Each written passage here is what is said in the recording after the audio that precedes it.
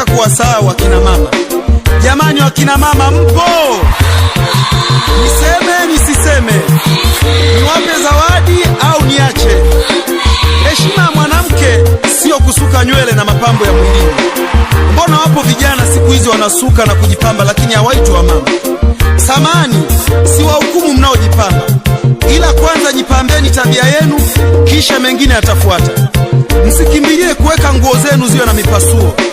Ipasueni mioyo yenu imwelekee Yesu, awape maarifa juu ya ndoa.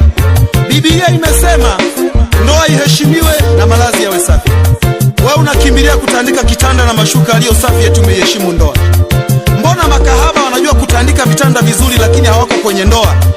Neno hili maana yake malazi ya kinywa chako, tabia yako na mawazo yako yawe safi kwa mume wako.